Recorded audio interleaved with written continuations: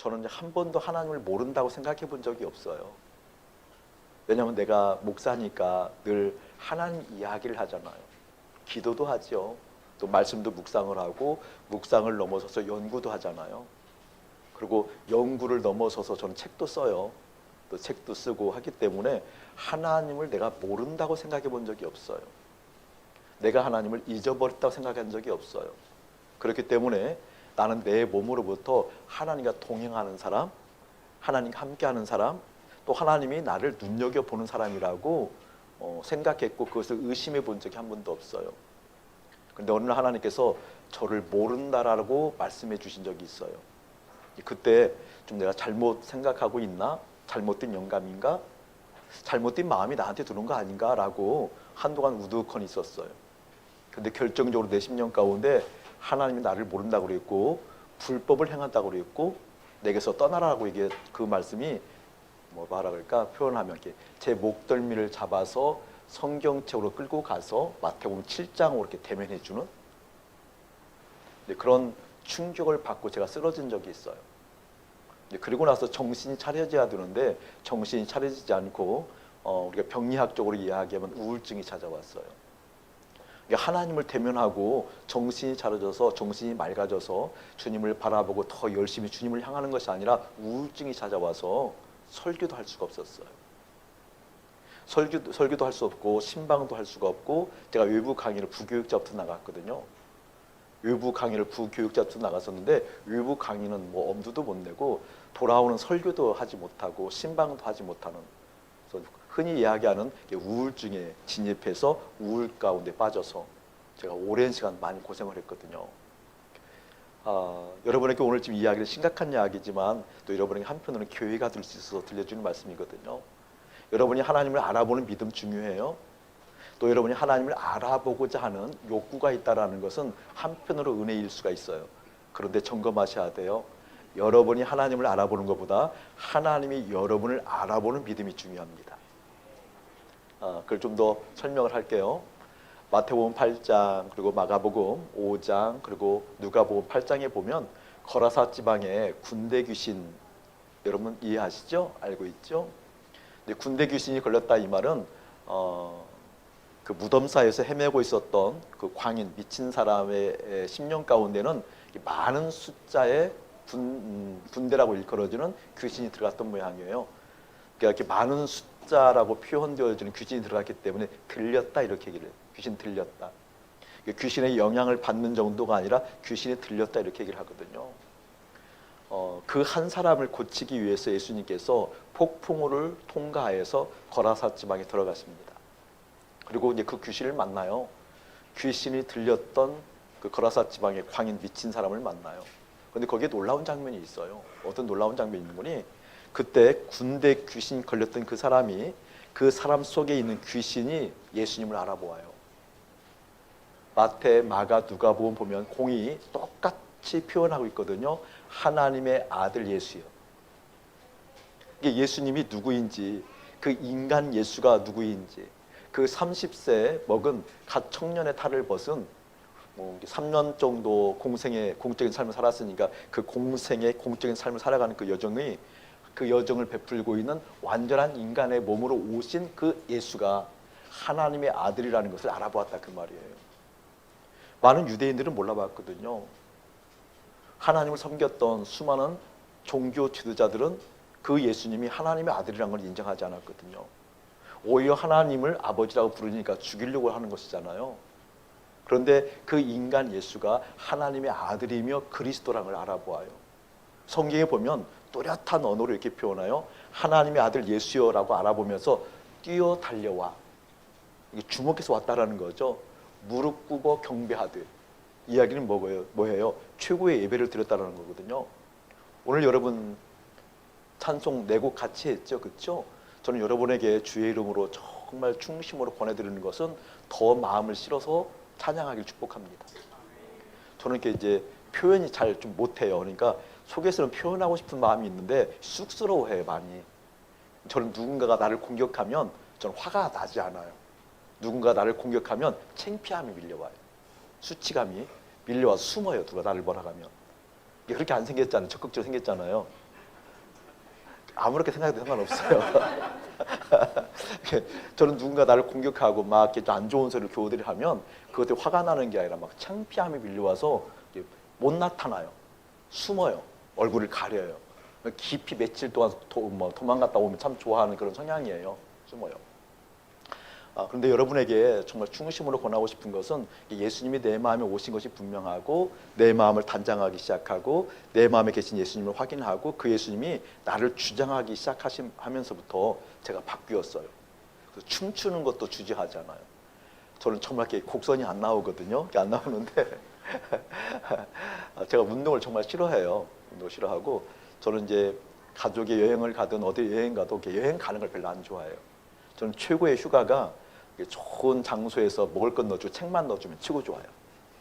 그리고 저를 안 건드리면 가장 좋아해요. 혼자 놔두면 가장 좋아하는 스타일이에요. 그리고 돌아다니고 그런 성향도 아니거든요. 운동이라는 것은 제가 아예 어려운데 제가 운동을 올해부터 시작을 했어요. 처음 운동을 올해부터 시작해서 처음에는 운동장 한 바퀴도 돌기 어려웠는데 지금은 많이 돌 때는 20km를 돌아요. 운동을 안 하시는구나. 그러니까 그 감이 없는 거죠. 주일날 저녁에는 20km를 돌아요. 호수구간이 5km거든요. 5km인데 그걸 4바퀴를 돌아요. 4바퀴를 밤 10시 반 정도까지 돌기도 하고 그래요. 매일 그러는 것이 아니라 한 달에 두세 번 정도. 제가 5월달, 6월달 한 달 동안에는 그때 정확하게 한 400km 가까이, 350km에서 400km 가까이 돌았어요. 한 달에 책도 쓰면서 다른 일도 보면서 하루에 돌고 한 달에 350km 이상을 돌았어요. 좀 놀래줘야 되는데 감이 없다. 갑자기 설교할 맛이 뚝 떨어졌어요. 뭐가 이렇게 이게 있어야 되는데 올라다 말고. 운동을 이렇게 별로 좋아하는 사람은 아니에요. 운동을 하다가 저희 교회가 지지난주에 집회를 했거든요. 집회하는 기간에 같이 목사님들하고 교제하는 시간을 갖다 보니까 한 주간 운동을 못했어요. 그러니까 운동하기가 또 쉽지 않더라고요. 원래 운동을 좋아하는 사람 아니기 때문에. 그러니까 이제 아내가 그래도 운동을 해야 된다고. 이제 저는 이제 운동을 안 하면 안 되니까 운동을 해야 된다고 그 TV에 유튜브에 나와 있는 것을 몇 개 이렇게 선별을 해서 가르쳐 주더라고요. 가르쳐서 이제 이렇게 뭐 하라고 가르쳐 줬는데 제가 하니까 아내가 배꼽 잡고 웃는 거예요. 아니, 당신은 자기가 알고 있지만 어쩜 그렇게 리듬감이 없냐고. 그래서 나는 아무리 봐도 잘하는데 이렇게 하라는데 리듬감이 없다고 그렇게 얘기를 하더라고요. 그런데 내 안에 예수님이 계시니까 춤추는 것도 두렵지 않아요. 흥얼거리는 거. 제가 우리 교회에서 지금은 찬양할 때 가장 활발하게 찬양을 해요. 교우들이 너무 놀라는 거예요. 세상에 우리 주님 분명히 계시다고. 세상에 우리 목사님이 저렇게 요란하게 찬송하는 것은 정말 주님 계시다고. 전 절제하면서 찬송했거든요. 혹시 너무 제가 그러면 저 강수환 목사가 또 잘못 부른 거 아니야? 뭐 또 이렇게 할까 봐 제가 했는데 저는 교회에서는 요 목사님들 아시지만 요즘은 제가 막 앞에서 막 거의 춤추다시피 찬양을 하거든요. 왜냐하면 좋아서 그래요. 왜냐하면 내 안에 계신 그 주님을 찬양한다라는 것이 너무나 놀라워서 그래요. 보이지도 들리지도 만질 수 없는 그 하나님을 내가 내 속에 확증이 일어났고 보이지도 들리지도 만질 수 없는 그 하나님이 실제됐다는 것이 너무나 감격스러워서 그 하나님이 실제된 거니까. 여러분 우리 아이들만 봐도 반갑잖아요. 놀랍잖아요. 그렇잖아요. 우리가 사랑하는 아내를 보면 지금도 60 먹은 목사가 65세 먹은 누님을 이렇게 눈물을 흘릴 정도로 그러니까 그 감흥이 다른 거거든요. 하나님을 보고 노래하고 기뻐하는 것은요. 저는 여러분이 조금 더 그것을 주님 앞에 드렸으면 좋겠어요. 그러니까 내재되게 속으로 또 속으로 찬양하고 내가 속으로 좀 기뻐하는데 저는 그런 거짓말에 안 속았으면 좋겠고요. 그런 거짓말을 안 하는 우리가 됐으면 좋겠어요. 정말 내 안에 기쁨이 넘치면 흘러나와요. 넘치는 거거든요. 그런데 왜 흘러나오지 않는가라고 하면 실제 내 안에 그게 없기 때문에 그래요. 이게 믿음이라는 것은 쓸 수 있는 믿음이어야 되거든요. 믿음은 가지고 있는 게 아니에요. 믿음은 써야 돼요.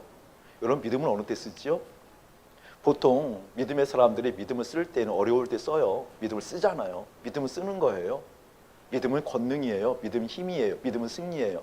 그렇기 때문에 믿음을 써야 되는 거거든요. 믿음은 가지고만 있으면 안 돼요. 믿음을 쓸 수 있는 믿음이 실제예요. 아멘. 쓸 수 있는 믿음이라는 것은 그 쓸 수 있는 믿음이 내 안에 실제 되었기 때문에 그래요. 실제 되지 않은 믿음은 믿음이 아니에요. 죄 하나 이길 수 없는 믿음은 믿음 아니에요. 거슬러 올라가서 세상을 이길 수 없는 믿음이라고 한다면 그 믿음은 믿음이 아니에요. 믿음은요, 세상 권능을 이기는 거거든요. 믿음은 어둠을 이기는 거거든요. 믿음은 세상 가치를 이기는 거거든요. 믿음은 내 안에 품었던 수많은 소욕들이 소멸되고 내 안에 계신 예수를 찬양하며 예수를 기뻐하며 예수님께 나가게 만드는 하늘의 권능이거든요. 그렇기 때문에 그 믿음이 실제 든 믿음이 있다고 한다면 그 믿음으로 말미암아 보이지도 들리지도 만질 수 없는 그 하나님이 실제 됐기 때문에 그 하나님을 찬양하지 않을 수 없는 거죠. 아멘. 아멘. 아멘. 아멘. 아멘도 좀 톤이 높았으면 좋겠고요. 찬양도 그랬으면 좋겠어요. 근데 이제 이 공간이 큰 공간은 아니잖아요. 여기에 우리 아멘이 그 아멘 하는 가정 가운데 그 하나님을 하는 열망이 아멘이잖아요. 네, 주님 그렇습니다 라고 붙든다는 의미가 아멘이니까 아멘이라는 뜻이 붙든다라는 뜻이에요, 여러분. 지금 아직 설교 본론 초반도 안 들어갔어요. 도입 부분도 안 들어갔어요. 여러분을 보고 다른 얘기를 계속 하는 거예요, 지금요. 보통 이런 날은 설교가 3시간 돼요. 여러분, 아멘이라는 것은 붙든다 그 뜻이거든요. 아멘이라는 뜻은 음차, 그러니까 음을 그대로 따왔는데 원래 히브리에 보면 아멘이라는 언어가 있어요. 그걸 아만이라고 그래요. 아만. 아만이라는 히브리의 그 음차를 그대로 따와서 헬라어로도 아멘이라고 얘기를 하거든요. 근데 아만이라는 뜻은 붙들었다 그 뜻이에요. 붙들었다. 여러분, 무엇인가 붙들었을 때 한 손으로 붙들어야 편해요? 두 손으로 붙들어야 편해요? 아멘. 두 손으로 붙들어야 편해요. 그 의미가 시편에 내일 설교도 나오겠지만 여호와 우리 주여 나의 힘이 되신 여호와여 내가 주님을 사랑합니다 그러잖아요. 나의 힘이 됐다라는 그 뜻이에요. 그 같은 뜻이거든요. 나의 힘이 됐다는 것은 무슨 말인 거요? 나에게는 원래 그런 힘이 없어요. 하나님이 나의 힘이 됐다는 것은 손가락 하나도 깔딱거릴 것은 이 힘마저도 하나님 때문에 됐다 그 뜻이거든요. 근데 그 힘이 됐다는 의미는 하나님을 붙들었다 그 말이에요. 근데 하나님을 붙들었을 때 한 손으로만 붙들기 편해요? 두 손으로 붙들기 편해요? 두 손으로 붙들었다는 것은 세상에 이러한저러한 일들이 있는데 세상에 이러한저러한 일들에 쓸 손이 있다라는 거예요, 없다라는 거예요? 그게 아멘이라는 뜻이에요. 아멘. 세상에 쓸 손이 없는 거예요. 세상에 무엇인가 힘을 발휘할 만한 여유가 없는 거예요. 나는 온통 하나님과 붙들은 거거든요. 그게 아멘이에요. 하나님과 붙들었더니 그러면 나는 이 몸은 이 땅에 있잖아요. 이 땅에 살고 있잖아요. 그럼 어떻게 살라는 거예요? 그래서 하나님께서 나를 장갑 삼으셔서 당신의 뜻을 나에게 심어주셔서 당신께서 나를 통해서 하실 일을 하신다 그 뜻이에요. 그것 보고 나의 힘이 되신 여호와여 내가 주님을 사랑한다 그 뜻이거든요. 그렇기 때문에 여러분 찬양할 때 그런 심정이 됐으면 좋겠다 그 말이에요. 그런 심정이 안 됐기 때문에 하나님 그러한 심정 돼야 됩니다 라고 주님께 내 마음을 올려드리는 것 보고 기도라고 그래요. 아멘. 하나님 내 마음이 주님께 가 있어야 되는데 내 마음이 다른 것이 담기는 것이 아니라 하나님이 담겨야 되는데 내 마음은 온통 다른 것을 담기 일쑤예요. 하나님 어떻게 하면 좀 좋습니까? 라고 탄원하는 것이 회개고 기도라니까요. 그 기도가 필요한 교회인 것 같아요. 보니까 지금 단계가 그게 필요한 것 같아요. 여러분이 믿음이 없는 것도 아니고 하나님을 향한 열의가 없는 것도 아닌데 무엇이 지금 적절한 필요한 거니 하나님 그 마음이 필요하다라고 이야기하는 것이 필요하다는 거예요. 하나님을 향한 열정, 하나님을 향한 기쁨, 하나님을 향한 마음, 그 마음이 실제 내 마음에 담겨야 된다라고. 내 뇌세포에 기억된 기억이 아니라 그것을 하겠다라는 의지의 표현에 앞서서 내 마음에 그것이 담겨야 됩니다라고 그것을 필요로 이야기하는 것이 필요한 교회인 것 같아요. 아멘. 그 기도가 선행되어야 될 것 같아요. 하나님, 내 마음에 무엇보다도 하나님이 담겨 있어서 내 마음에 실제 주인된 하나님의 주인됨이 일깨워져서 내 마음의 주인된 하나님이 계셔서 그 주님의 생각대로 따라갈 수 있는 그 주인 되신 하나님을 바라보며 기뻐하며 감사하며 찬양하며 그 하나님께 내 신경을 내 마음을 내 정성을 주의를 기울일 수 있는 그 마음이 필요합니다 라고 꼭 이야기하는 여러분 되어지기를 주님 축복합니다. 다시 한번 그렇게 되기를 원하시는 분들 크게 할렐루야. 안 되잖아요. 할렐루야. 할렐루야. 아니 할렐루야라는 것은 그분을 찬양하는 거잖아요. 그분을 찬양하는 거잖아요. 그렇죠? 그러니까 실제 찬양할 대상이 믿기워진 거잖아요. 여러분 돈이 여러분에게 지금 앞에 한 1억 원이 떨어진다 그러면 그냥 씩 되죠. 아니 기절할 분도 있을지 몰라요.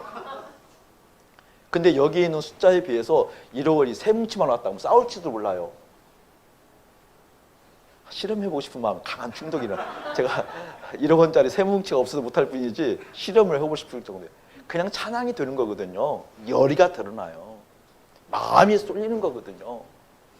할렐루야 그것은 찬양한다는 거잖아요. 찬양할 만한 대상이 실제 믿기워졌다 그 뜻이잖아요. 그러니까 그 대상이 실제 보이는 거예요. 전능하신 하나님이 보이는 거예요. 우주 만물을 창조하신 그 하나님이 나의 주인인 거예요. 볼 수도 만질 수도 경험할 수 없는 그 하나님이 실제 된 거예요. 그렇죠? 그럴 때 막 그 주님을 찬양한다는 거 되겠냐고요. 할렐루야 막 되는 거죠. 막 이 자리에 서서 갑자기 의자가 막 날아가면서 막 할렐루야 막 이러고 돼야죠. 제가 평소에 이보다 더 잘하는데 춤도 안 나와요. 안 나와요. 그러하길 다시 한번 주의 이름 축복합니다. 아멘. 꼭 목사가 이렇게 제록을 떨어야 풀어지죠. 오늘은 교육이나 가도 그런 것 같아요. 목사가 제록을 떨어야 이게 풀어지는 것 같아요. 좋습니다. 이제 말씀 시작할게요. 제가 이제 우리 하나님께서 저를 이제 모른다고 이제 그런 장면이 있었어요. 그 장면이 어떤 장면이고니? 거라사 지방에 그 군대 귀신 들린 그 귀신이 우리 예수님을 알아보아요. 하나님의 아들 예수라는 것을 알아보면서 달려와서 무릎 꿇어 경배했대요. 그러니까 예배 드렸다라는 거예요. 예배 드렸다라는 거예요. 그러니까 우리 정도 이런 정도 예배가 아니에요. 무릎을 꿇어 경배해 가로 성경 그대로 표현하고 있거든요. 그리고 위쳐 가로되 크게 불렀다라는 거잖아요. 이것은 주목했다라는 거예요. 주의를 기울였다라는 거거든요. 우리처럼 이런 정도 주의를 기울인 것이 아니라 위쳐 가로되 막 온전하게 그 예수를 향해서 말했다라는 거잖아요. 하나님의 아들 예수여라고. 여러분 귀신은 하나님 알아보아요. 귀신은 하나님의 아들 예수 알아보아요. 그분께 나와서 무릎 꿇어 경배하여 예배도 드려요. 그런데 그 귀신은 구원받지 못합니다. 아멘. 그 귀신은 구원받지 못합니다. 구원받을 수가 없습니다. 그러니까 내가 일방적으로 알아본다고 해서 중요한 게 아니라는 거예요. 하나님께서 나를 알아볼 수 있는 믿음이 있어야 된다는 거예요. 아멘. 그때 제가 충격을 받았을 때 그때 하나님께서 이 말씀을 떠올리게 하면서 꼭 제 목덜미를 잡고 마태복음 7장으로 인도하는 것처럼 보였다니까요. 마태복음 7장 한번 볼까요? 마태복음 7장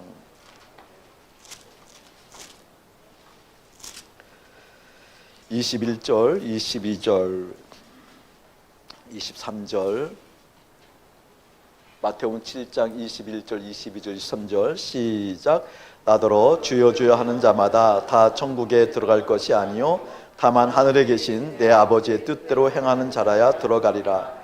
그날에 많은 사람이 나더러 이르되 주여 주여 우리가 주의 이름으로 선지자 노릇하며 주의 이름으로 귀신을 쫓아내며 주의 이름으로 많은 권능을 행하지 아니하였나이까 하리니 그때 내가 그들에게 밝히 말하되 내가 너희를 도무지 알지 못하노니 불법을 행하는 자들아 내게서 떠나가라 하니라. 아멘. 이 말씀을 주님께서 제 목덜미를 잡아서 직접 보여주는 듯한 느낌을 받으면서 이 말씀을 본 거예요. 그리고 제가 쓰러졌어요.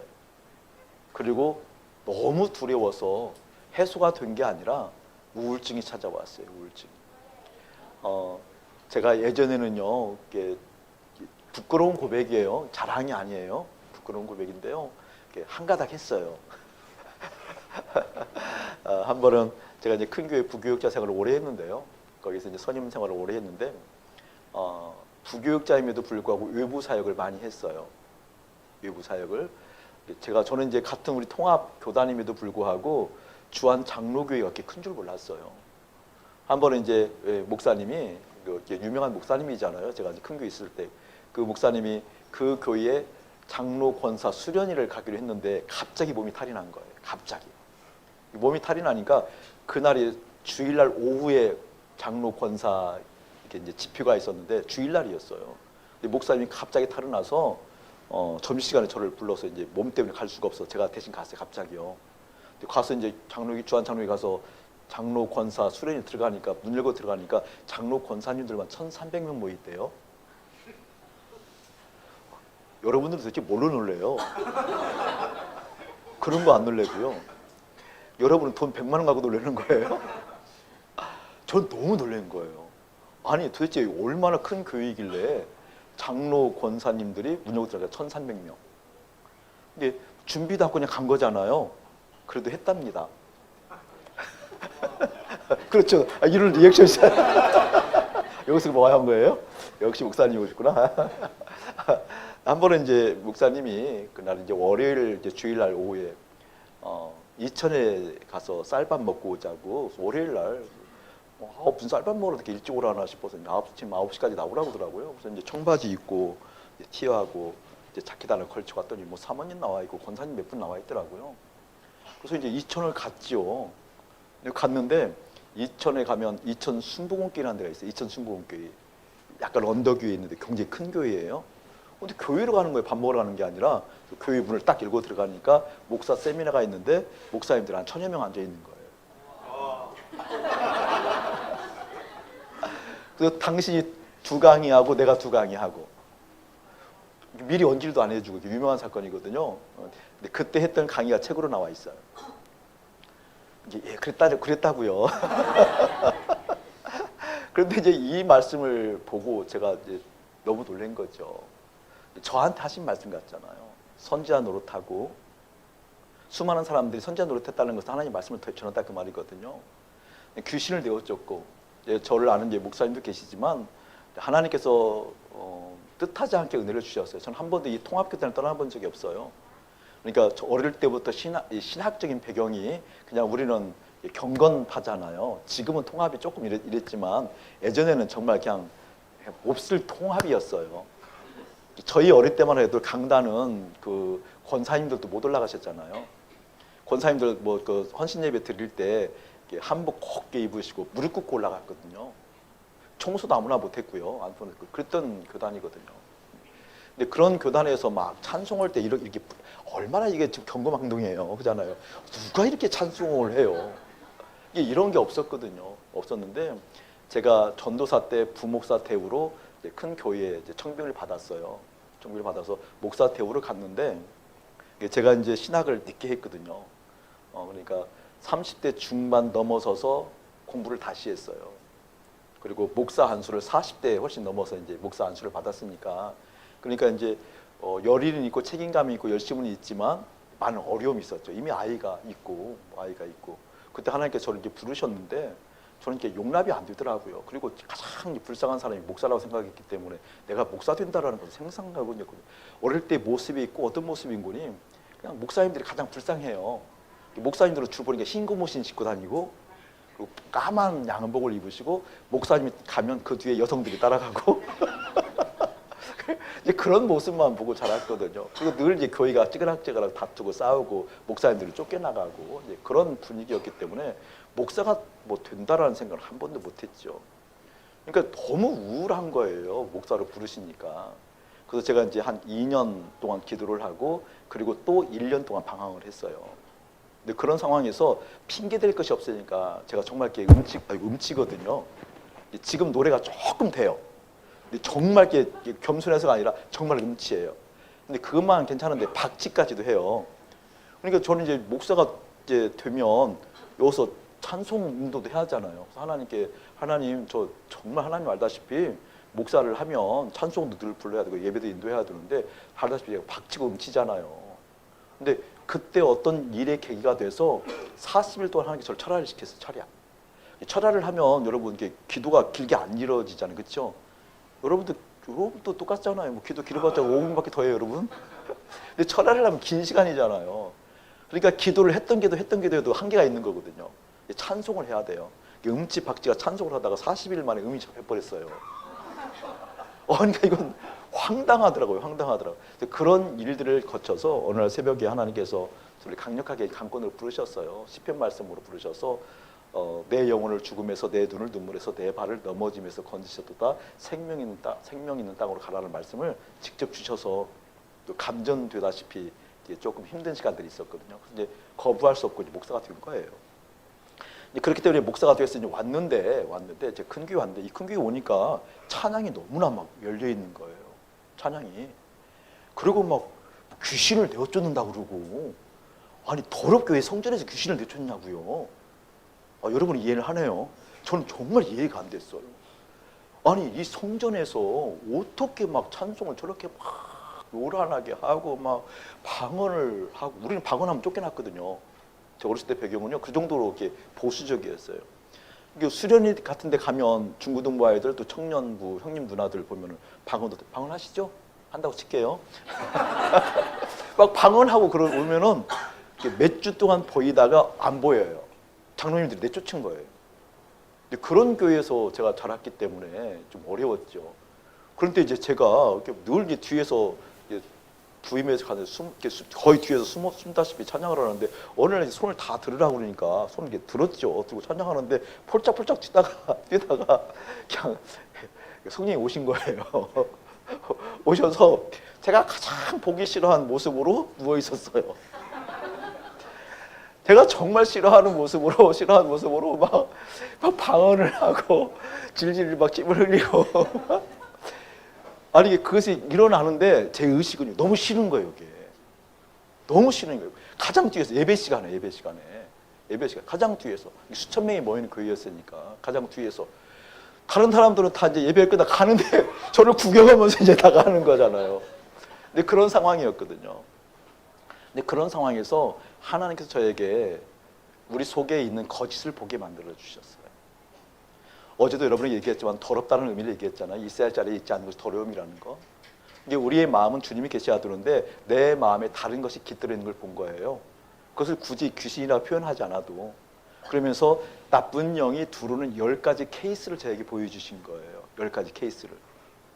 네, 그러니까 이제 그 케이스가 제가 알기 때문에 이제 축사 사역을 시작된 거예요. 제가 그 대형 교회에서 축사 사역이. 그러니까 10가지 다른 케이스를 나중에 공부하면서 보니까 10가지 두루는 케이스가 있더라고요. 그것을 저는 실물 교육을 한 거예요. 2년을 걸쳐서. 그러니까 실제로 귀신도 내어쫓았고, 그러니까 하나님 말씀도 어디 가서든지 전할 수 있을 만큼 그냥 그 당시는 됐죠. 또 이제 니키 신학을 했기 때문에 충성도가 있었을 거 아니에요. 다른 실력은 없어도 성실도가 있었을 거 아니에요. 열심히 있고 성실하게 하나님 말씀 증거했고 귀신도 떠나갔고 성실하게 했는데 하나님이 나를 몰라본다고 그러니까, 하나님이 나를 불법 행했다는 거예요. 이해가 안 되는 거예요. 왜 하나님 잘못됐습니다. 이게 안 되는 거예요.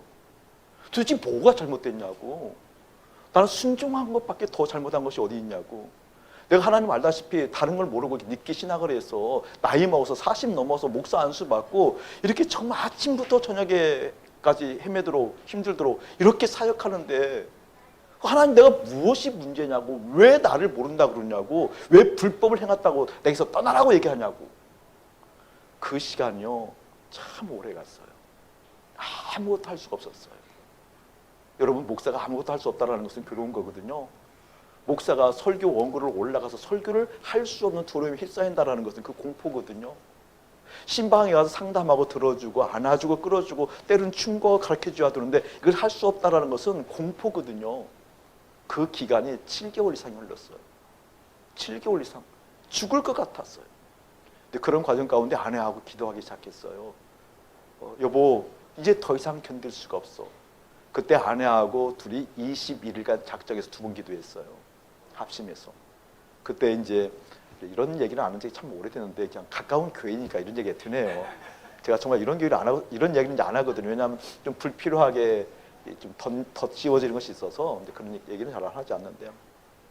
은사 중에 픽처링이라는 은사가 있어요. 픽처링. 때로는 기도하면 기도 받는 그 사람 위에 어떤 단어가 떠오른다든지 어떤 이미지가 떠오른다든지 하는 은사가 있어요. 한 번은 이제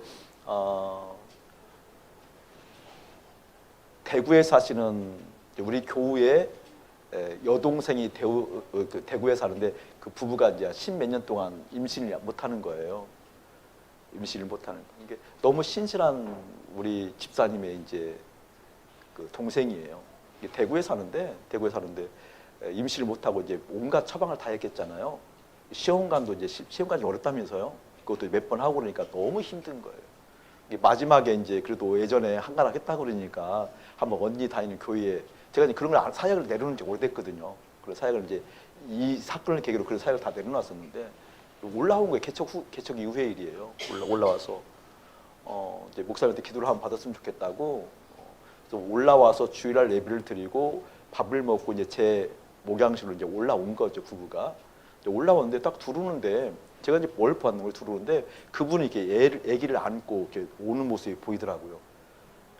아기 안고 저는 그냥 그대로 얘기했거든요. 아, 내년에 아기를 안고 오시겠네요. 근데 정확히 1년 후에 아기를 안고 왔어요. 이러면 좀 주가가 올라가는 거 같죠? 이런 걸 경계를 해야 된다 그 말이에요. 이런 걸. 그래서 이제 그런 케이스가 많았어요. 예를 들면 그런 케이스가 그러니까 어떤 이미지가 보이면 그 이미지를 이야기하면 그런 것. 이게 내가 고친다라는 것을 이렇게 나사렛 예수 그리스도를 명하니 암덩어리가 떠나라 해서 뭐 그 명령 때문에 떠났다는 것이 아니라 암덩어리가 고쳐지는 이미지를 보고 기도하면 고쳐져요. 이게 픽처링이라는 은사예요. 이제 그런 이제 은사가 이제 있었던 거죠. 인사가 있었던. 근데 그렇게 보고 경험하고 보고 경험하고. 근데 그런 귀신도 내가 좀 그런 일이 있었는데 하나님께서 나를 모른다고 그러니까 이건 난감하더라고. 네, 그런 시간을 21일간 같이 아내하고 기도하는 과정 가운데 아내하고 나하고 하나님께서 무엇을 보여주는 게 징계라는 단어를 보여주셨어요. 똑같이. 그러니까 더 미치겠는 거잖아요. 똑같이 보여주고 이것은 이제 뭐라 할까 부정할 수가 없는 거잖아요. 그렇죠? 우리가 지금 징계를 받고 있는 중인 거잖아요. 나는 그 이유도 모르고 납득할 수도 없고 알아들을 수도 없고 인정할 수도 없고 또 한 번 기도해야 되는 똑같이 징계란 단어를 주신 거예요. 그때는 모든 걸 내려놓고 주님을 바라보지 않으면 안 되었습니다. 그래서 주님을 바라보는 기간 가운데 주님께서 어떠한 마음을 나에게 주셨는지 내 속에 목회는 있지만 내 속에 사역은 있지만 내 속에 다른 기타의 이러한 저러한 활동들이 있고 사역은 있지만 하나님이 없다는 걸 보여주신 거예요. 아멘. 저는 그게 오늘 저를 있게 만든 하나님이셔요. 그 하나님을 인격적으로 교제한다라는 것, 그 하나님을 사랑한다라는 것, 그 하나님이 내 곁에 있지 않으면 안 된다라는 것, 내 마음을 단장하지 않으면 안 된다라는 것을 통합측 목사임에도 불구하고 그걸 경험하기 시작하는 거예요. 근데 그것을 보고 이제 아무것도 할 수가 없었죠. 그리고 나서 이제 아내하고 결단해서 교회를 사임한 거예요. 교회를 사임하고 나서 그래서 개척을 한 거예요. 개척 내일 얘기할 거예요. 그래서 개척을 한 거거든요. 개척을 할 때 세 가정이 개척을 했어요. 세 가정이요. 여러분 세 가정이 개척하면 재미있게요? 힘들게요? 얘기해보세요. 너무 재밌었어요. 정말 재밌었어요. 저 목사님들은 이제 제가 이제 교회를 건축을 했어요. 주님께서 그것도 제가 건축할 마음이 전혀 있었던 사람은 아닌데 건축을 하게 해주신 거예요. 건축을 했는데 그 전에는 어떤 곳이었는지 반지하에 막다른 길. 두 분 목사님 와보셨고 세 분 목사님 와보셨거든요. 막다른 길. 근데 막다른 길인데 도로 포장도 안 돼 있고 수도도 없어요. 그래서 저희들은 화장실 물을 가지고 다녔어요. 그게 수십 년 전 얘기 아니고요. 얼마 전 얘기예요. 일산에도 그런 곳이 있어요. 일산에도 화장실 물을 다니고 다녔고요. 점심은 어떻게 해서 먹었니? 브루스타 있잖아요. 이게 이제 공간이 이런 공간 하나밖에 없으니까 이렇게 이런 거 펴놓고 예배 끝나면 일쪽을 딱 펴놓고 브루스타 펴놓고 이제 밥을 다 해먹어요. 해먹고 난 설거지를 집으로 가지고 가요. 재밌었다니까요. 그 얘기를 내일 할 거예요. 재밌었다니까요. 화장실 물을 가지고 다니는 거 이해가 되세요, 여러분? 안 되죠? 비 오는 날은 신발을 2켤레씩 가지고 다녀야 돼요. 완전 빠지니까. 개척하고 처음에는 아내하고 둘이 교회 와서 햇빛 쬐는 게 일이었어요. 아, 좋다. 아내가 아침에 이제 밥을 해가지고 점심 때 오면 밥을 먹고 햇빛 쬐요. 둘이 계속 하루 종일. 눈 많이 오면 눈 치우는 게 일이었고. 너무 행복했거든요. 그 이유는 끝날 때 이게 광고를 해야 되는데 그래 내일 오는 건데 내일 얘기를 할 거예요. 내일 얘기를. 근데 왜 그랬냐 하면 실제 내 마음을 주장하시는 분이 누구이신지를 경험하기 시작했다 그 말이에요. 실제 나를 이끌어가시는 분이 어떠한 분이신지 보이지도 만질 수도 경험할 수도 없는 하나님이 실제됐다라는 거예요. 저는 신비 중에 신비가 그거라 생각하거든요. 아니 어떻게 나 같은 이성적인 사람이 아무리 목사임에도 불구하고 정말 이렇게 고증적으로 실증적으로 무엇인가 규명되지 않은 사건에 대해서 믿음을 발휘하고 힘써서 믿을 수는 있지만 그것이 자연스럽게 내 마음에 실제되는 것이 일어난다? 저는 상상하기 어려웠거든요. 상상하기 어렵거든요. 그런데 비껴지는 걸 어떻게 해요? 실제되는 걸 어떻게 하냐고요. 너무나 확실하게 보이지도 만지지도 경험할 수는 없는 하나님이 너무나 실제적으로 내 마음에 사실화되는, 현실화되는데 어떡하냐고요. 그때부터 그 주님을 따라가기 시작한 거예요. 주님께서 가라 하는 것이 무엇인지, 서라 하는 것이 무엇인지. 우리 예수님께서 요한복음 5장 19절 말씀처럼 내가 아버지께서 하신 일을 보지 않고는 아무것도 스스로 할 수 없다는 그 말이 이해되기 시작한 거예요. 예수님이 이 땅에 오셔서 아버지께서 심판하신 것을 보지 않고는 스스로 심판할 수 없다는 말이 이해되기 시작한 거예요. 우리 예수님께서 아버지와 내가 하나 된 것처럼 나와 당신의 제자들이, 당신의 사람들이 하나 된 것을 위해서 이 땅에 오셨다라는 그 의미가, 사랑이, 그 믿음과 사랑이, 그 의미와 사랑이 무엇인지 일깨워지기 시작한 거예요. 전 여러분에게 오늘 말씀을 통해서 일깨워지길 예수님 축복합니다.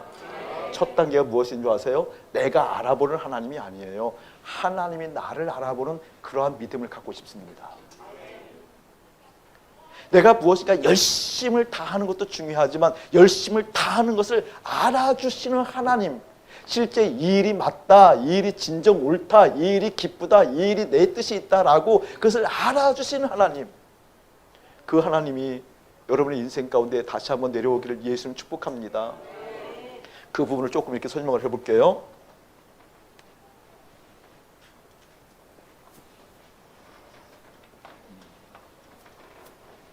우리 예수님께서 하나님이시잖아요.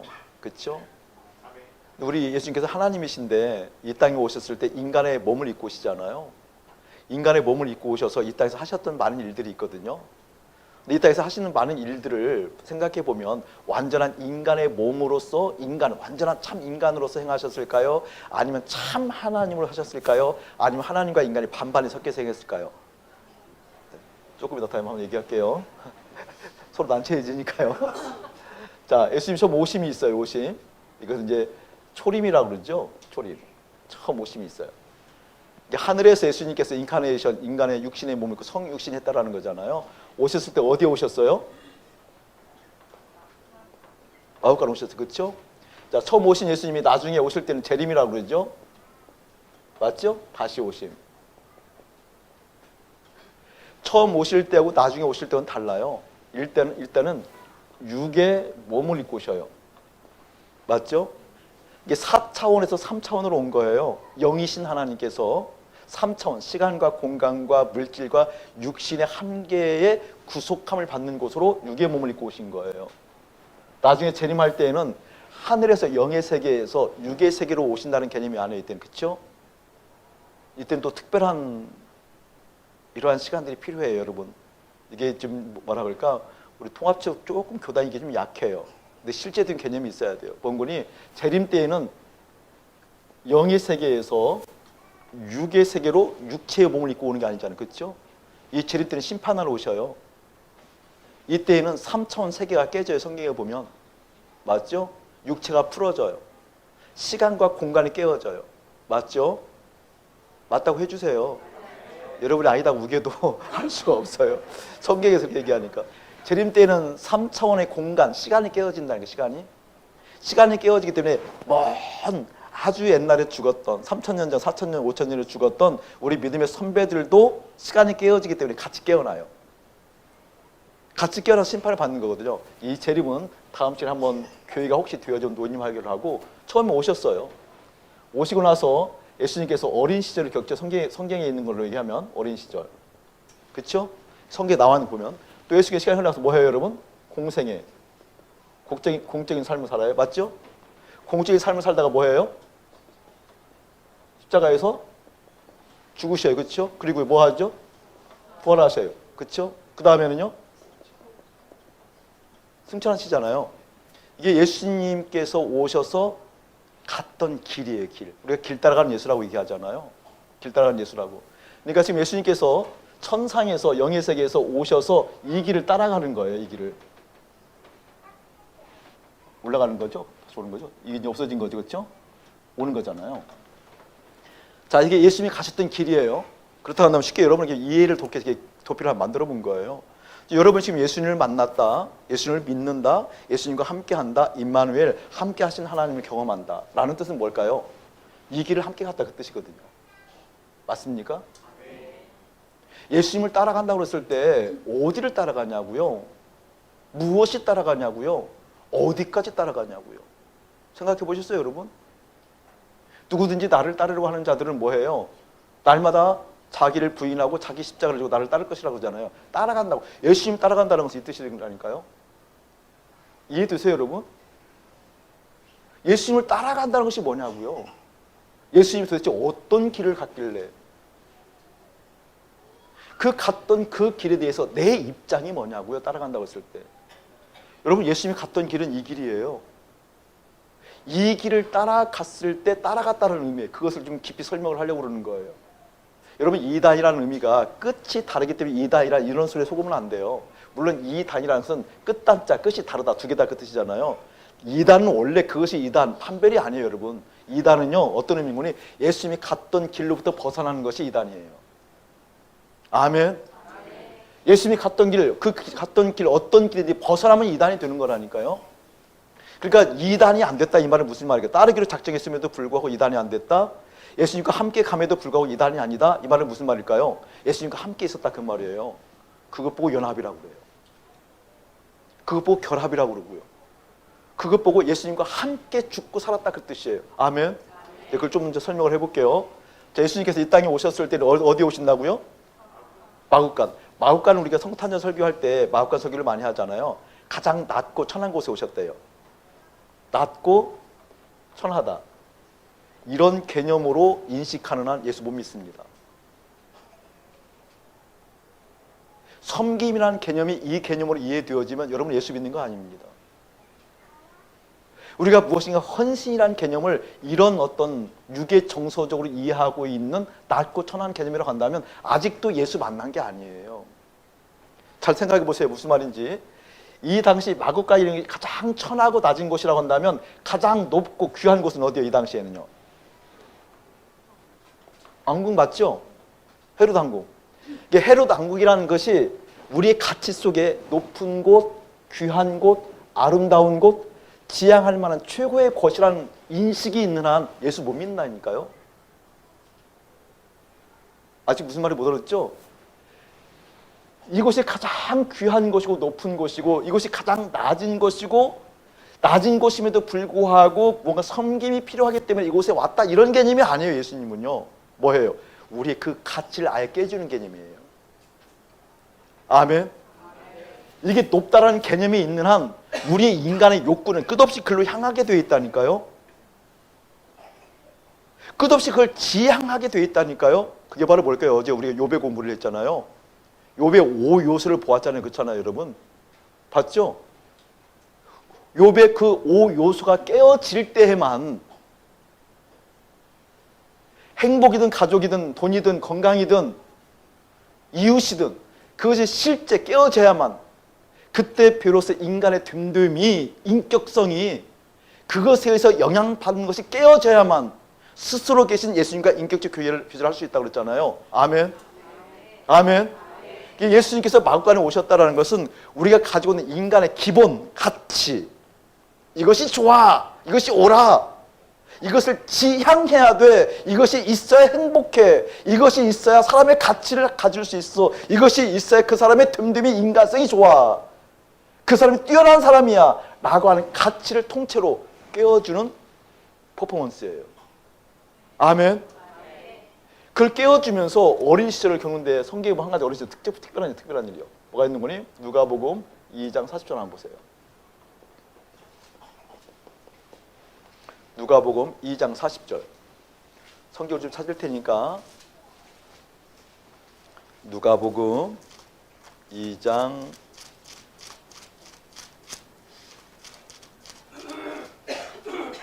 한번 읽어볼까요? 시작.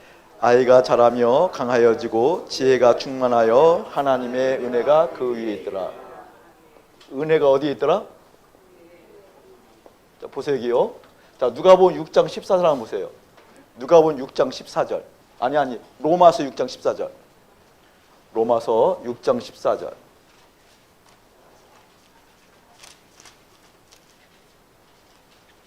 시작.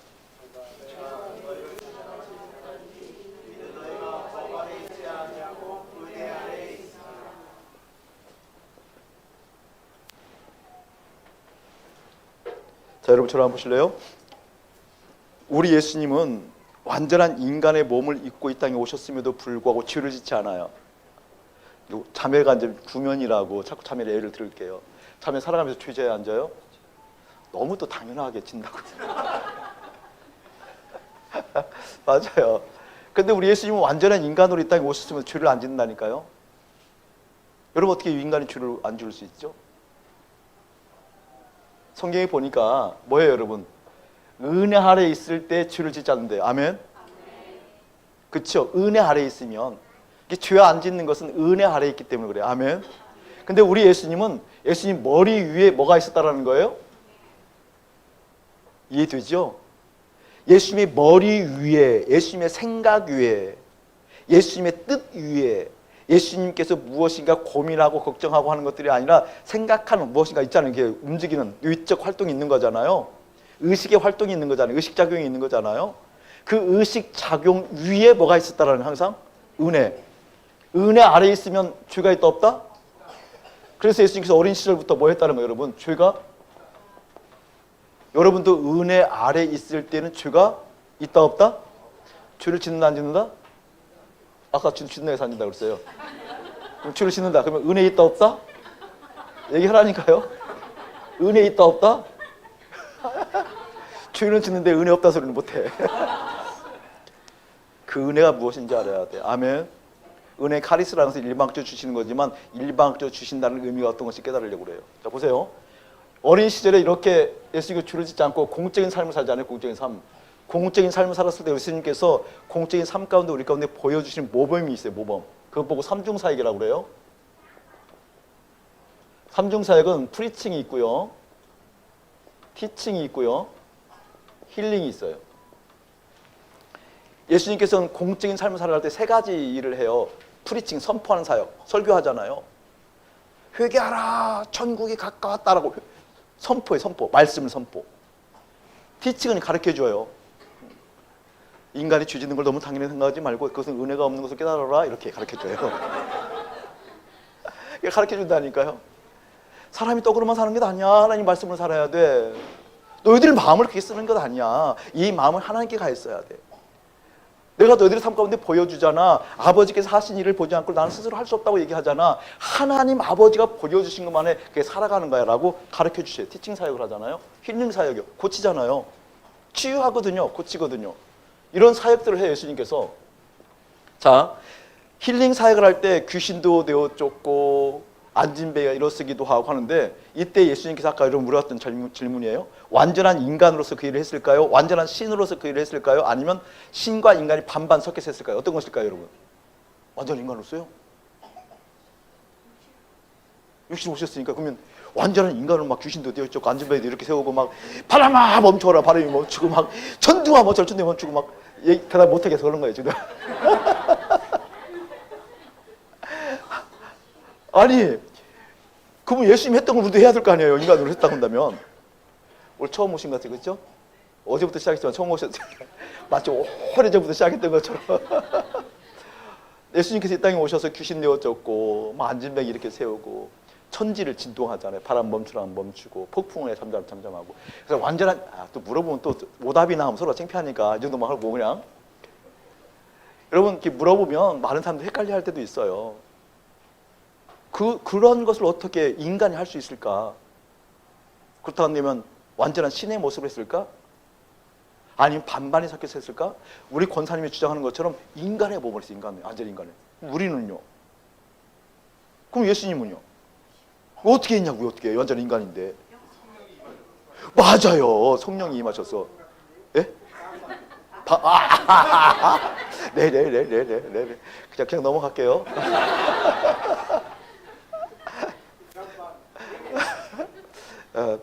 맞아요. 지금 우리 형제님의 마음 가운데 반반이 있기 때문에 그래. 세상 반, 하나님 반. 성령이 임하셨다는 의미가 무슨 뜻이군요? 다른 뜻 아니에요. 성령을 통해서 했다고 성경은 얘기해요. 아멘. 성령을 통해서 했다 그러면 통해서. 성령을 통해서 했다는 의미가 무엇인지 오늘 볼 거예요. 선명하게. 자 보세요. 예수님께서 그 삼중 사역을 하면서 공적인 삶을 살아가요. 그런데 이 공적인 삶의 중요한 포인트가 무엇인가요? 이 공적인 삶을 살아갔다는 것은 예수님께서 어디에서 몸을 보여주시는 분이 땅 위에서 살아가는 모습의 모범을 보여주신 거예요. 이 땅에서는 이렇게 살아야 돼 라고 모범을 보여주신 거예요. 왜 이야기를 하는 거니? 여러분이 길 따라간 예수 따라간다는 거잖아요. 임마누엘 함께 하신 예수님 경험하고 싶은 거잖아요. 예수님을 따라간다고 했을 때 대부분의 믿음의 사람들이 보통 교회에서 얘기할 때 무엇의 설교가 대부분이고 교회 생활에서 믿음이란 것이 이거야 라고 믿음을 보여주시는 그 부분이 어디까지면 대부분 어디까지예요 여러분? 공기 섬까지예요. 이 땅에서의 기적, 능력, 자녀 잘됨, 건강, 형통, 승진, 어려움 해결. 맞아요 틀려요 여러분? 그럼 예수님을 따라간다고 그랬을 때 여러분 여기까지만 따라올래요? 생각해 보셨어요? 십자가 따라갈래요 안 따라갈래요? 네? 따라가야죠. 십자가 따라가야죠. 십자가 따라 죽고 끝날래요? 그러면은요 부활해서 이 땅에서 살다가 죽을래요? 또 죽을래요? 어떻게 해야 돼요?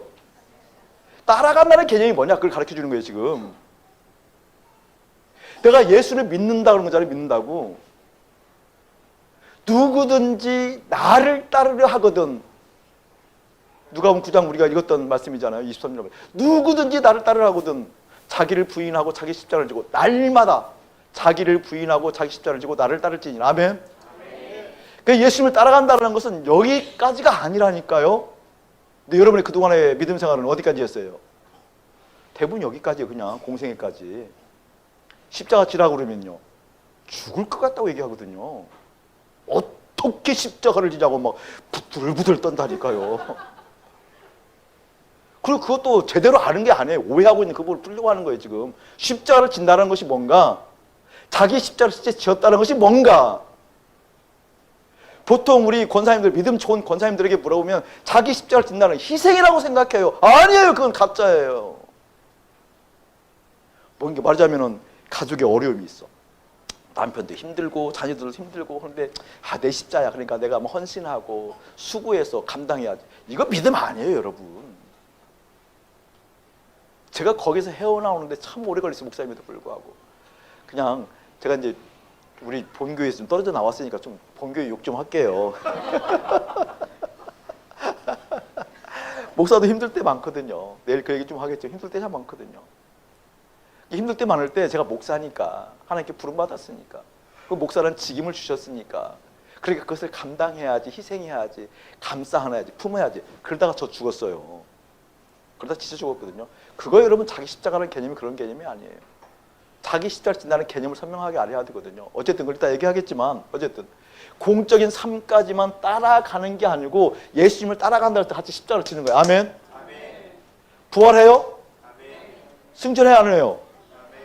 승천을 한다고 아멘 했는데 여러분은 여기에 있잖아요 지금. 앞으로 승천한다는 개념일까요? 앞으로? 죽음 이후에? 그 얘기예요 여러분? 신학적 용어 중에 하나가, 큰 주제 하나가 선취라는 개념이에요. 선취. 미리 취한다는 개념이에요. 미리 취한다는 개념. 갈라디아서 3장 1절에 보게 되어지면 갈라디아인들에게 사도 바울이 이야기하는 것이 있어요. 갈라디아인들아, 너희들의 눈앞에 예수의 죽음이 선명한데 누가 너희들을 속이더냐 이 말이거든요. 여러분 갈라디아 교회에게 편지 보낼 때는 예수님이 죽고 90년 이후예요. 예수님이 십자가 죽고 나서 90년 이후에 그 편지를 쓴 거거든요. 그러면 십자가 죽은 사건은 90년 전 사건인데 90년 후에 너희들의 눈앞에 지금 십자가 사건이 선명하거늘 누가 십자가 사건이 아니라고 너희들을 속이더냐 그 얘기예요. 무슨 말일까요 여러분? 십자가 사건은 날마다 재현되는 거거든요. 2000년 죽었던 그 예수가, 십자가 죽었던 예수가 오늘 내 사건으로 재현되는 게 십자가거든요. 아멘. 아멘. 과거에 있었던 그 일이 재현되는 거거든요. 그러면 예수님과 함께 십자가 죽었다, 부활했다, 승천했다는 개념은 뭐냐고요, 여러분?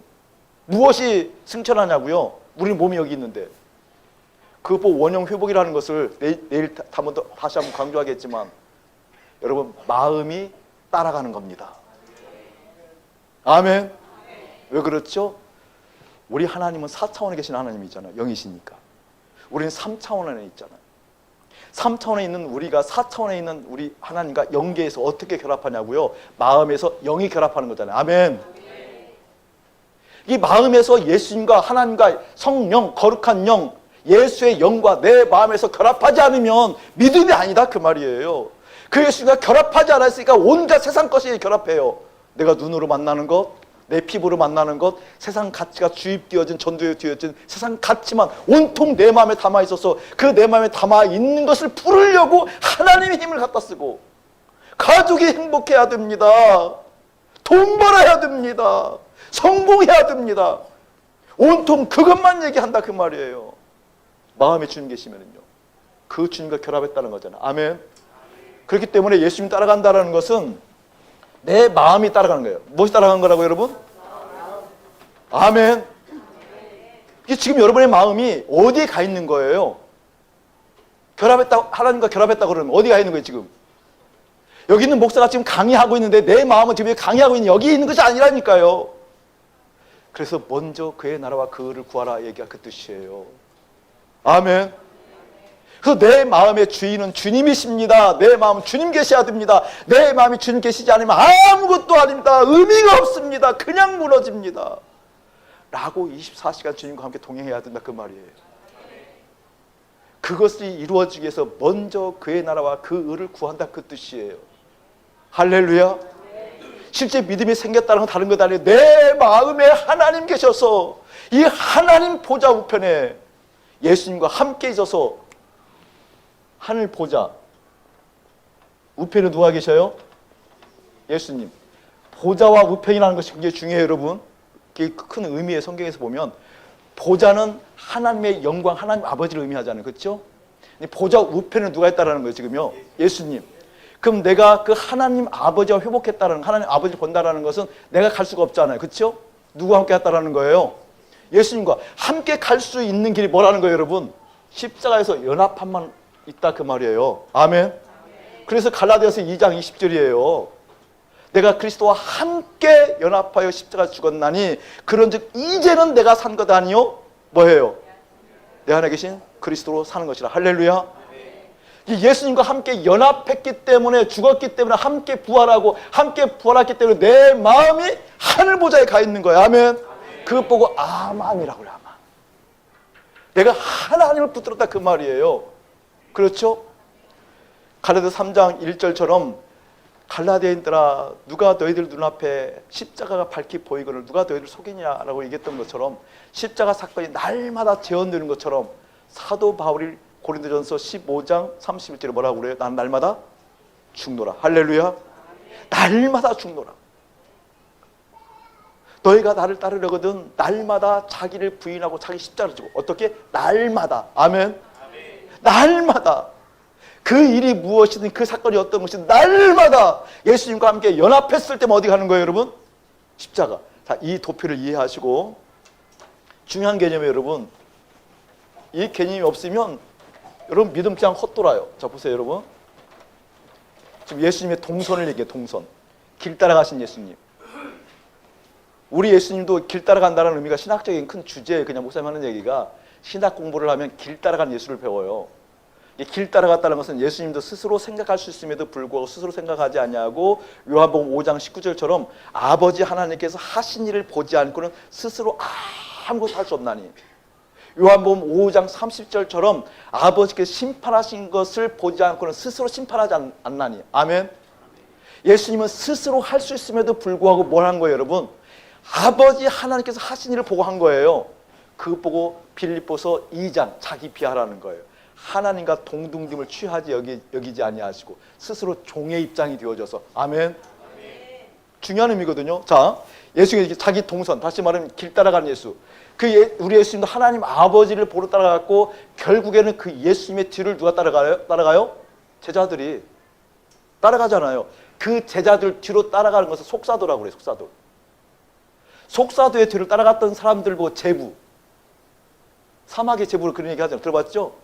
따라가는 거예요. 그 제부들 뒤에 누가 따라가는 거예요? 우리가 따라가는 거라니까요. 우리가 지금 예수님의 제자가 따라가는 거예요. 아멘. 따라간다는 것은 예수님과 함께 연합하여서 내 마음이 아버지 하나님께 가 있는 거거든요. 자, 이 의미가 그리스도 안이라는 것을, 예수 그리스도 안에 있다라는 것을 사도 바울의 입장에 강력하게 우리에게 선포하고 있는 장면을 얘기하려고 그러는 거예요. 보세요, 여러분. 누구든지 그리스도 안에 있으면 정죄함을 받지 않는다고 그래요. 어디 안에 있을 때? 그리스도 안이라는 것은 공간적 개념이잖아요. 성전을 볼 때 저 문을 통하여서 성전 안이 있고 성전 밖이 있는 거잖아요. 뚜렷하게 구별이 되어져요. 예수 안에 있다라는 개념이 있으면 예수 밖의 상황도 아는 거죠. 그렇죠? 내가 예수 안에 있다라는 것은 예수 안에 있다는 것을 분명히 알거든요. 여러분, 예수 안에 있을 때에만 정죄함 받지 않아요. 심판받지 않는다 그 말이에요. 지옥 가지 않는다 그 말이에요. 그러니까 예수 안에 있다라는 개념이 무엇인가 스스로 논거할 수 있는 거예요.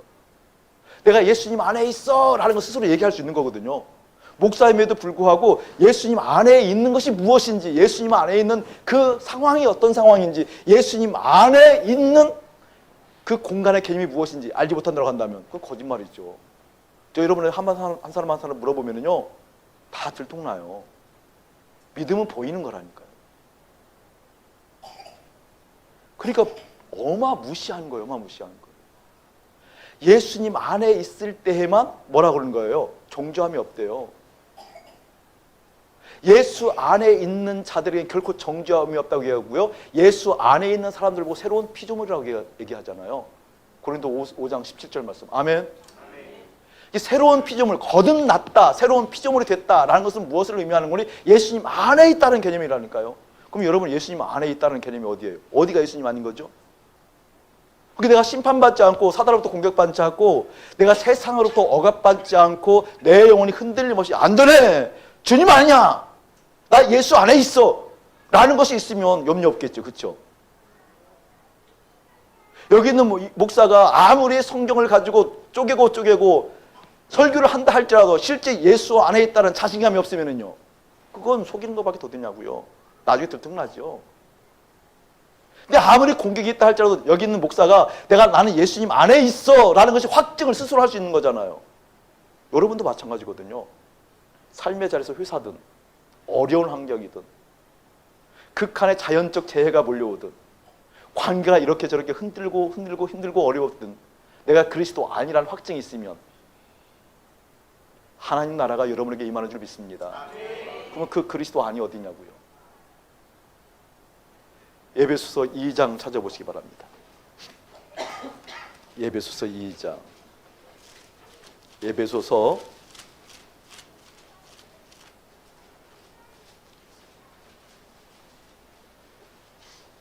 2장 한번 보시기 바랍니다. 에베소서 2장 2절을 한번 읽어볼게요. 2장 2절 1절부터 2절까지요. 시작. 그는 허물과 죄로 죽었던 너희를 살리셨도다. 그때 너희는 그 가운데에서 행하여 이 세상 풍조를 따르고 공중의 권세 잡은 자를 따랐으니 곧 지금 불순종의 아들들 가운데서 역사하는 영이라. 여기서 여러분 좀 눈여겨보고 정확하게 좀 알고 넘어가야 할 대목이, 모든 대목이지만 특별히 세상 풍조를 따르고 공중의 권세 네모쳐 놓으세요. 공중의 권세 꼭 네모쳐 놓으셔야 돼요. 공중의 권세. 그 다음에 잡은 자 따로 가로쳐 놓으세요. 잡은 자. 공중의 권세 따로 쳐놓고요. 잡은 자 따로 쳐놓으세요. 저를 한번 보실래요, 여러분? 공중의 권세를 잡은 자예요. 그렇죠? 한 단어가 아니에요. 원래는 공중의 권세가 따로 있는데 이 공중의 권세를 잡은 자가 따로 있다는 거예요. 그렇죠? 근데 우리는 보통 그냥 믿음을 설렁설렁 믿는, 여러분은 아니겠지만 믿음을 설렁설렁 믿는 사람들은 공중의 공중의 권세 잡은 자를 한 덩어리로 봐요. 한 덩어리가 아니에요. 공중의 권세가 따로 있고 잡은 자가 따로 있는 거예요. 잡은 자가. 그렇다면 공중의 권세는 뭘까? 그리고 그 공중의 권세를 잡은 자는 뭘까? 공중의 권세를 잡은 자는 이해가 되죠. 사탄이라는 거. 그럼 사탄이 공중의 권세를 잡았다라는 거거든요. 공중의 권세를 잡았다라는 것이 사탄인데 그 공중의 권세, 그 공중에서 무엇을 의미하는 거죠, 여러분? 공중의 권세가 뭐예요? 자, 이것도 한번 봅시다. 골로새서 1장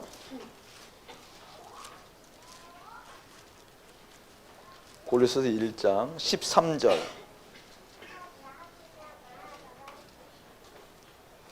골로새서 1장 13절 한번 읽어보세요. 시작. 그가 우리를 흑암의 권세에서 건져내사 그의 사랑의 아들의 나라로 옮기셨으니. 자, 보세요 여러분. 흑암의 권세래요. 아까 에베소에서는 뭐였죠? 공중의 권세를 잡은 자가 있었어요. 흑암의 권세에서 그의 아들의 나라, 아들의 나라로 옮겼다고 그랬어요, 여러분. 흑암의 권세라는 사단이라는 것은 이해가 되죠. 그냥 알죠? 근데 왜 흑암의 권세라고 했을까? 우리가 원형을 어제 배웠지만 원형이라는 건 다른 것이 아니고 처음 하나님께서 우리를 만드시고 우리 코에 생기를 불어넣으셔서 살아있는 영이 됐을 때 우리 인간은 인간의 육을 입고 있지만 내 마음에 영, 살아있는 영, 생기, 생명, 살아있는 영이 됐잖아요. 하나님 아버지를 알아보았어요. 그렇죠? 내 마음에 영이신 하나님 알아본다고요. 나는 3차원 안에 있음에도 불구하고 4차원에 계신 하나님 알아본다고. 아멘? 그렇죠? 타락함으로 말미암아 그 영이신 하나님 떠나간 거잖아요. 만날 수가 없는 거잖아요. 그것 보고 성경은 뭐라고 그래요? 그것 보고 흑암이라고 하잖아요. 어둠이라고 하잖아요. 어둠의 권세. 그러니까 하나님이 없는 세상이 어둠이에요. 이게 주님께서 오셨는데 어둠의 세상이 있는데 흑암이 돼 있는데 우리 예수님께서 이 흑암이 돼 있다는 것은 하나님과 교제가 가능하지 않아요. 가능할 수가 없잖아요. 하나님 알아볼 수가 없잖아요. 깜깜하니까, 어두우니까, 떠나갔으니까. 그러니까 인간이 그동안은 스스로 계신 하나님의 됨됨이를 영향을 받고 살았는데 하나님이 떠나가니까 그 인격적 교제가 이루어지지 않으니까 그 인격, 사람의 됨됨이를 어디서 채우는 거예요? 세상에서 채우는 거잖아요. 어디서 영향을 받은 거예요? 가족으로부터 영향을 받잖아요. 돈이 있어야 돼 라는 가치의 영향을 받잖아요. 사회에서 성공해야 인간적 구실을 할 수 있어라고 성공에 대해서 욕구가 있잖아요. 그렇죠? 하나님과 교제가 할 수 없는 그 상태를 어둠이라 표현하고 있다고요. 어둠을. 이 어둠은 뭐 때문에 써요? 사단이 우리를 속인 거잖아요. 선악과를 따먹었잖아요. 단절됐잖아요. 근데 이 어둠으로부터 그의 아들의 나라로 옮기시기 위해서 누가 온 거예요 지금? 예수님이 오신 거죠. 할렐루야. 그러면 이 어둠이 있는데 예수님이 오실 때는 빛이 들어와야 안 들어와요? 어둠이 거치 안 거쳐요. 예수님이 오실 때는 모든 시간과 공간을 초월해서 오신 거예요? 인간의 몸을 입고 오신 거예요? 인간의 몸을 입고 오신 거잖아요. 이게 모든 시간과 공간이 열린 게 아니잖아요. 그 인간 예수가 오실 때만 거기만 뭐예요 여러분? 빛의 모습이 띄는 거죠. 그렇죠? 사도 바울이 지금 그걸 우리 가운데 설명해 준 거예요. 영적인 어려운 얘기를 쉽게 사도 바울이 표현을 해 준 거거든요. 빛으로 오신 거 돼서 예수님을 빛이라고 그래요. 빛으로 오신 예수님 그러잖아요. 근데 그 빛으로 오신 예수님이 어린 시절 죄도 안 짓고 은혜 아래 살면서 공적인 삶을 살게 해드려 삼중 사역을 하게 되어서 모든 인간들의 마음을 사셔서 인간의 마음을 사로잡아서 어디로 데리고 가는 거예요 여러분? 십자가로 데리고 가요. 예수님과 함께 죽고 살았어요. 부활했어요. 그 다음에 어떻게 한 거예요 여러분? 무엇이 승천하는 거예요 여러분? 누구와 함께? 예수님이 뭐라고요? 뭐라고요? 빛. 흑암에 대해서 그 빛이 올라가면서 흑암이 열려야 안 열려요 여러분? 그게요. 흑암이 열린다니까요. 다른 것들이 열려있다라는 거예요? 여기만 열려있다라는 거예요 지금요? 그게 여기가 어디예요? 십자가에서 함께 죽고 살고 승천하는 것이 그리스도 아니라니까요. 아멘. 왜 그리스도 안에 있으면 심판받지 않느냐? 왜 그리스도 안에 있으면 흑암의 나라에서 그의 아들의 나라로 옮겼느냐? 실제 어둠을 뚫었으니까. 뚫고 지금 어디로 올라가는 거예요? 아버지께. 할렐루야. 아멘. 이게 믿음은 실제인 거예요 여러분. 관념이 아니에요. 믿습니다 이게 아니라니까요. 함께 여기에 있는 거라니까요. 목기 30년 하면서 그토록 아픈 게 여기 있어요. 그냥 고백하면 믿었대, 됐대, 천국 간대. 아니에요. 예수 믿고 불렀으면 천국 간대. 내 아버지 어머니가 예수 믿었으니까 죽었을 때 천국 갔대. 나중에 큰 코 다쳐요. 아니에요. 흑암에서 그의 아들의 나라로 옮겼다라는 것은 뭐라고요, 여러분? 빛 되신 예수님께서 함께 죽고 함께 살고 함께 승천했을 때만 되는 거라니까. 할렐루야, 아멘. 자, 보세요. 이 이야기를 사도 바울이 어떻게 표현하는 거니? 공중의 권세라고. 공중의 권세. 왜 공중의 권세라고 마음이라고 얘기하는 거니? 그렇다는 것이 아니에요.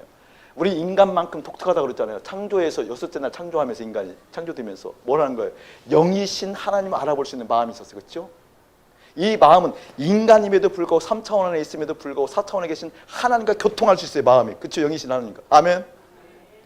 몸이기 때문에 이 세상과 관계를 해요. 그렇죠? 관계를 해요. 그런데 이 마음이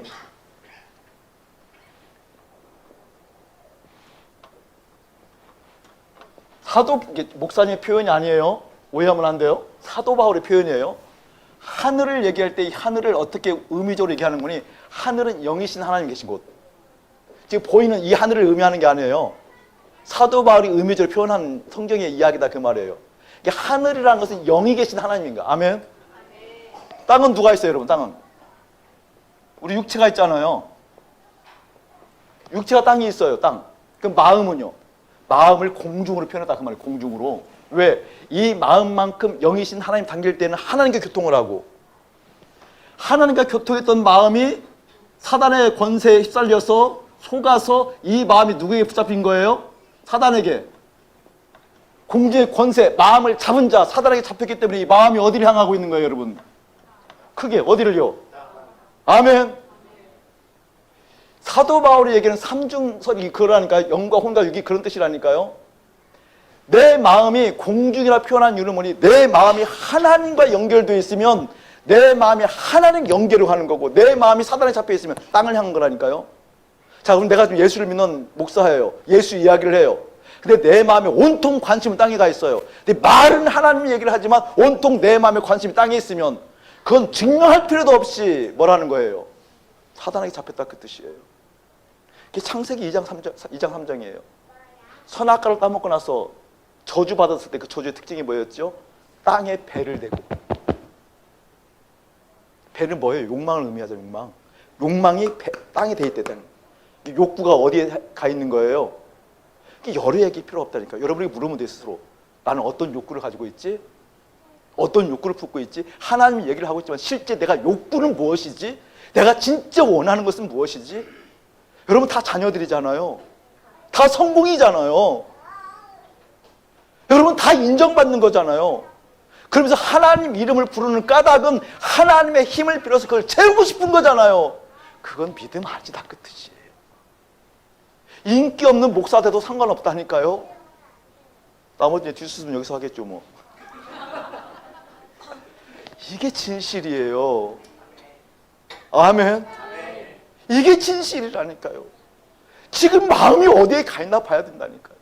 그게 어제 우리가 봤던 원형이 원형. 욥이 다 죽잖아요. 그때 비로소 귀로만 들었던 하나님을 이제 눈으로 봅니다. 귀로만 들었던 하나님을 이제 눈으로 봅니다. 그게 다 죽었을 때. 바로 그리스도 아니라는 것은 다른 것이 아니라 뭐라는 거예요?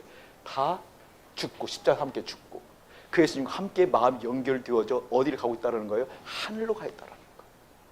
하늘로 가 있다는 그 아만 두 손을 잡았을 때 그때 비로소 다윗이 고백했던 것처럼 나의 힘이 되신 여호와의 내가 주님을 사랑한다고 얘기했던 것처럼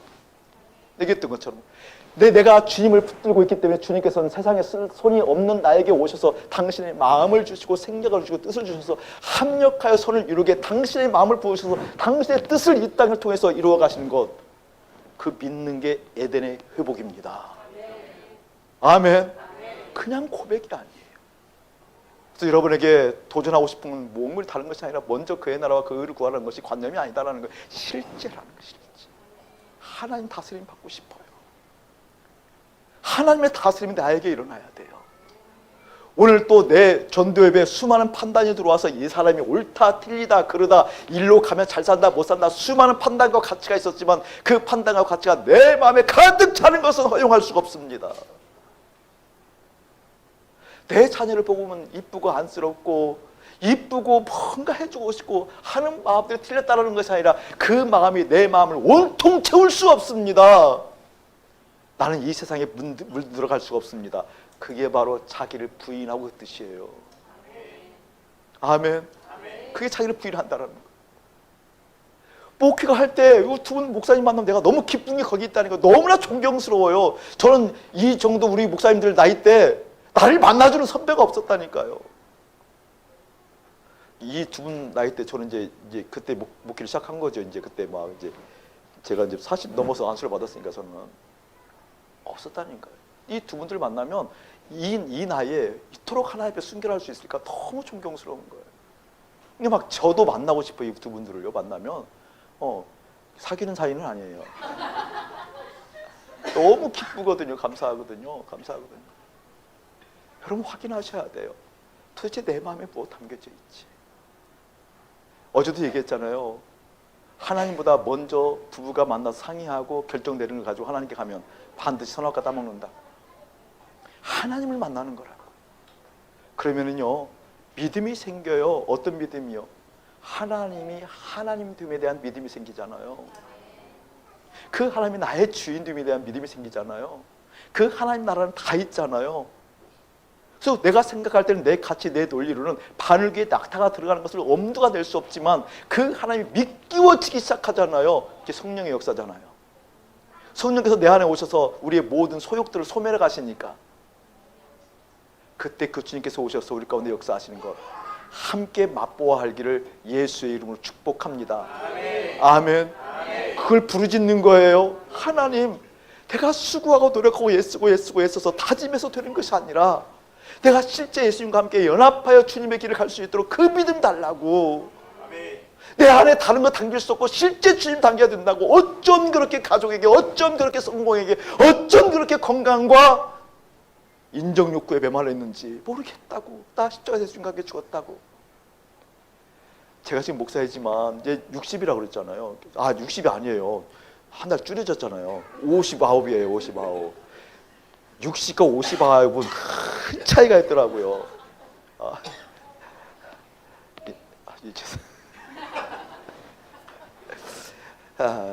제가 가장 큰 기도가 있어요, 여러분. 우리 교우들도 같이 하는 가장 큰 기도가 있어요. 큰 기도. 지금도 저의 기도의 한 70%는 거기에 다 몰려 있어요. 하나님, 여기 있는 목사가 십자가에 죽은 사실이 현실되게 해주세요. 무슨 얘기인 줄 아세요, 여러분? 내가 믿든 안 믿든 십자가에서 죽은 사실은 사실이거든요. 지금 무슨 말인 거요? 예를 들면 이제 옆에 옛생명 교회가 생긴다고 그랬잖아요. 옛생명 교회가 생겼다고 한다면 옆에 건물에 생겼다 할지라도 그게 내 마음에 두르지 않으면 현실되지 않아요.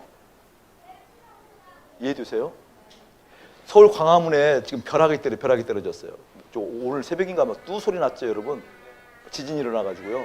지진이 일어났어도, 포항 쪽에 지진이 일어났어도 그게 내 마음, 그게 사실이잖아요, 사실. 사실임에도 불구하고 그 사실이 내 마음에 두르지 않으면 현실이 안 돼요. 맞아요, 들려요? 맞아요. 근데 군대 가는 아들이 현실되는 이유는 군대 가는 아들이 공간으로 떨어져 있어도 내 마음에 두르기 때문에 현실되는 거거든요. 우리 어머니 별났어요. 우리 형님이 군대 갔는데 갈비만 먹으면 울어. 차라리 나를 갈비를 주질 만들지. 이게 공간이 떨어져 있어도 내 마음에 두른 것만 현실이 된다니까요. 아멘. 십자가에 죽은 사실은 내가 부정해도 사실이라니까요. 근데 그것이 실제 내 마음에 들어왔을 때만 현실된다니까요. 저 그 기도하는 거예요. 하나님, 어떤 일이든지 어떤 상황이든지 어떤 분위기든지 어떤 시간이든지 내가 가족을 만나든 딸을 만나든 누구를 만나든 어떤 조건에 있든지 십자가에 죽은 그 사실이 현실되게 해주세요, 하나님. 아멘. 예수님과 함께 죽은 사실이 현실되어져서 그 예수님과 함께 부활하여 내 마음에 하늘에 가 있는 것이 현실되게 해주세요. 그때서 하늘의 비밀이 제게 보인 거예요, 여러분. 그때서 하늘의 비밀이 영광이 임하는 거라니까요. 하나님이 하신다 이 소리처럼 저 무책임하게 들린 적이 없었다니까요. 하나님이 하신다는 말을 하면 목사들이 그런 얘기하면 너무나 무책임하게 들려서 상대도 안 했다니까요. 그래서 네가 하는 것이 있어야지. 넌 도대체 뭐 하는데? 그랬던 사람이라니까요. 그런데 그 크신 하나님이 믿겨지기 시작하는 거예요. 기적을 행하다 이런 3차원 정도의 그런 수준 낮음을 얘기하는 게 아니라, 그것도 수준 낮은 것이 아니지만 실제 하나님의 인격이, 하나님의 마음이, 하나님의 다 있음이, 하나님의 역사하심이, 하나님의 든든함이, 천국의 실제됨이, 그래서 이 땅에서 넉넉하게 웃을 수 있는 그 웃음이 무엇인지, 그 능력이 무엇인지 일깨워졌다 그 말이에요. 그러니 그 하나님을 찬양하지 않을 수 있냐고요. 그러니 그 하나님을 노래하지 않을 수 있냐고요. 그러니 그 하나님을 믿어야 된다고, 알아야 된다고, 그 현실이 되어야 된다고, 십자가 죽었던 사실이 실제라고 이야기하지 않을 수 있냐고요. 이게 여러분의 마음 가운데 임해야 돼요. 내일 우리가 하루 만나겠지만 내일 하루 만나서 찬양할 때는 그래서 찬양이 달라져야 돼요. 아멘. 막 내일 밑에 가게에서 치킨집에서 올라오고 세탁집에서 올라와서 막 도대체 뭔 일이 일어났냐고 그 소리가 나야 돼요. 막 그래서 목사님 너 시켜서 안 되겠다 비워달라고 막 그러면 하나님 승낙 받고 비워드리고 그 소리가 나와야 된다니까. 이 은혜가 예수의 이름으로 가득할지어다. 아멘. 기도하겠습니다. 하나님, 오늘 주님 안에서 예수님과 함께 길을 가는 하나님의 사람들, 그 사람들에게 예수님 안에 있는, 그리스도 안에 있는 흑암의 나라에서 그의 아들의 나라로 옮긴 그 하늘의 든든함이 임하는 것을 보았는데 그 사실이 현실되도록 사랑하는 주의 성도들을 축복하오니 기름 부어 주옵소서. 그렇게 새 생명 교회 가운데에 그 새 생명의 역사가 기엽고 가득 차오를 수 있도록 성령께서 강권하여 주옵소서. 예수님의 그 귀한 능력의 보혈을, 치유의 보혈을, 속죄의 보혈을 바르노라 어떠한 세력도 손도되지 못할지어다. 주께서 친히 말씀하여 주셔서 감사합니다. 주님을 바라보는 거룩한 심령으로 거듭나게 하여 주옵소서.